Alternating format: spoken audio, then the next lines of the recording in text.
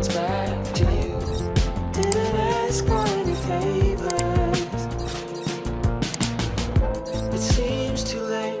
Love is strong, but some things you don't wanna pass on. Didn't ask for any favors. You don't know me. Wir sind von Santa Marta aus auf einer 11 Tage langen Reise zu 3 verschiedenen Orten in Kolumbien. So gravity will not keep me down. The world will see the best of me, best of me. Unser erster Stopp ist Medellín.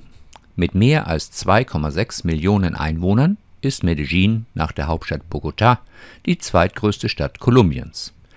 Die Stadt befindet sich derzeit im Wandel.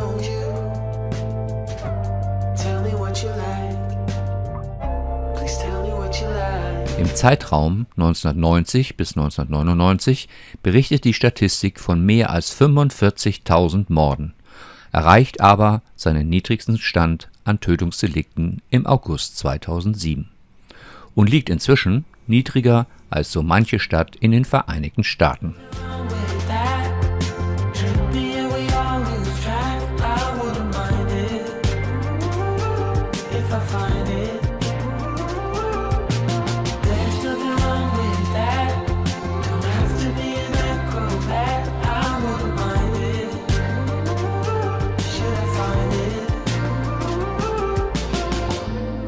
Die Stadt betreibt neben den Metrolinien 6 Seilbahnen zu den Armenvierteln Santo Domingo und San Javier.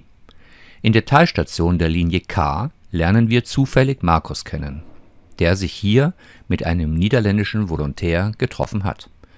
Während der gemeinsamen Fahrt in der Seilbahn erfahren wir bereits viel über Marcos und seine Stiftung Ángeles de Medellín und entscheiden uns spontan, ihn für diesen Tag in das Armenviertel Regalo de Dios zu begleiten.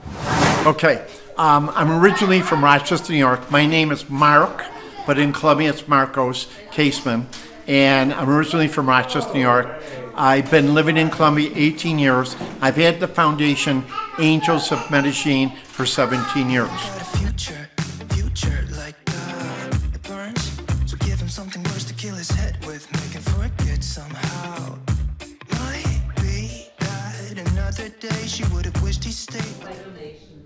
What's that? You finance everything just by donation. Only donations. Only donations. Nothing from the state. No, nothing.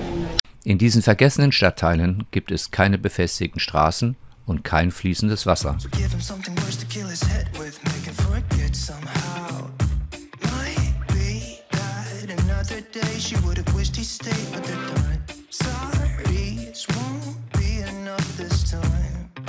I work high above the mountains of Medellín, and at the foundation, give or take, there's around 25,000 people that live in a very poor area, high in the mountains. There's no drinkable water here. Only the last 2 years they brought in water for the people.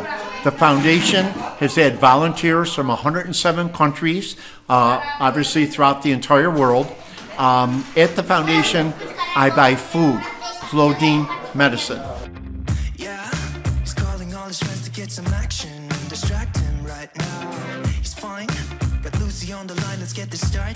Als Marcos zum ersten Mal aus dem Bundesstaat New York nach Medellín kam, begann er ehrenamtlich Englisch an einer örtlichen Schule zu unterrichten.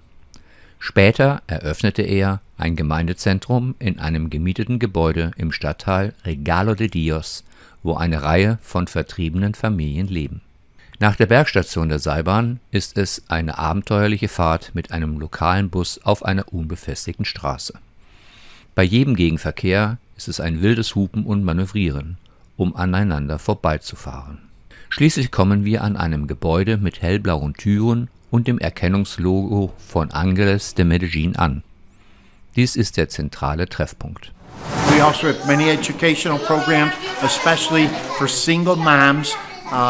In Colombia, women really don't have a lot of rights, so I have many educational programs. Sewing, manicure, pedicure, hairstyling, and every Wednesday I have 8 mothers that come to the foundation and we cook lunch.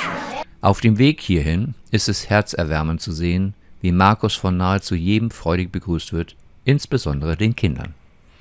Von einem dieser Kinder begeistert umarmt zu werden, ist Lohn für alle Mühen, sagt Marcos, immer wieder gerührt. Nach 6 Jahren im Regalo de Dios ist Marcos zu einer festen Größe in der Community geworden und jedem bekannt. Das Zentrum ist von 10 bis 15 Uhr geöffnet und jeder ist willkommen, Spiele zu spielen, Englischunterricht zu nehmen oder einfach nur miteinander zu reden. Marcos nutzt die Gelegenheit, uns in der Nachbarschaft herumzuführen und weist darauf hin, dass die Reichen bergab in verschmutzter Luft leben, während die Armen die wirklich Reichen sind, weil sie die unglaubliche Aussicht über das ganze Tal und ganz Medellin genießen können. Soup, sandwich, drinks and stuff like that, and I pay those moms to work. Okay, every Wednesday we feed roughly 200 to 225 people, elderly, handicapped children. Brettspiele und Puzzles und diverse Memory-Varianten werden begeistert und mit unglaublicher Ausdauer gespielt. Hier dominieren, wie in allen Kulturen, die Kinder über die Erwachsenen. Das fotografische Gedächtnis ist unglaublich. Auf der Straße spielen die Kinder Seilspringen. Wir Erwachsenen dürfen mitspielen, trotz gewisser motorischer Defizite. Freiwilligenarbeit bei Ángeles de Medellín macht unter anderem deshalb so viel Spaß, weil man sofort in die Kindheit zurückfällt, egal wie alt man ist.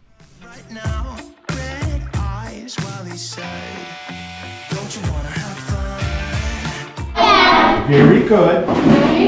Thank you. Thank you. Now, I would like would like a cookie. a cookie. Please. Please. Thank you. Thank you. Bye-bye. Bye bye. Y plástica. Plástico en la basura. ¿Dónde? La basura. En la basura. Perfecto. Okay. Give me, please. Thank you. You're welcome.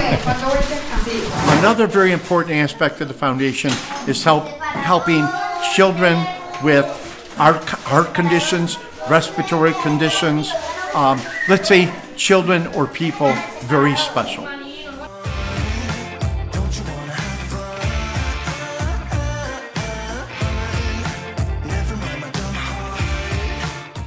Über den Hochhäusern der Stadt ziehen die Wolken ins Tal und strahlt die Sonne über die herrlich grüne Landschaft.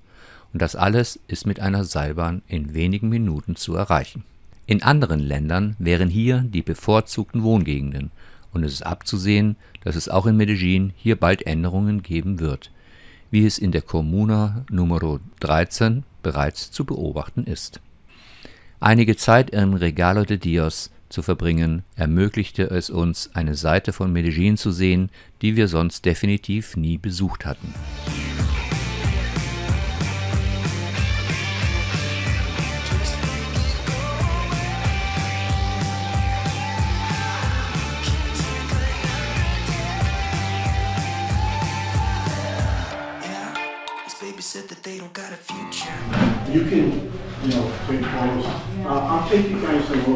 Jugendliche und Erwachsene nehmen am Englischunterricht teil, machen einen Nähkurs oder Maniküre und Pediküre. Sie treffen auf Ehrenamtliche aus der ganzen Welt, inzwischen aus 107 verschiedenen Ländern. Jeder, egal welchen Alters, kann sich für so lange oder so kurze Zeit engagieren, wie er möchte. Im Gegensatz zu manch anderen freiwilligen Projekten schreibt Marcos keine Mindestdauer vor, bittet aber jeden Freiwilligen, der einen Tag bei Ángeles de Medellín verbringt, um eine kleine einmalige Spende, denn seine Organisation finanziert sich ausschließlich auf diesem Wege. Wer Interesse an einem Volontariat hat, kann über Facebook Kontakt aufnehmen und ist herzlich willkommen. Die Adresse findet ihr in der Filmbeschreibung. Wir sind Brigitta und Hannes. Wir haben uns entschlossen, gemeinsam um die Welt zu segeln. Hierfür haben wir uns einen Katamaran, eine Lagoon 40, gekauft.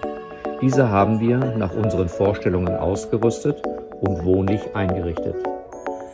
Denn Maria Noa ist für unbestimmte Zeit unser schwimmendes Zuhause.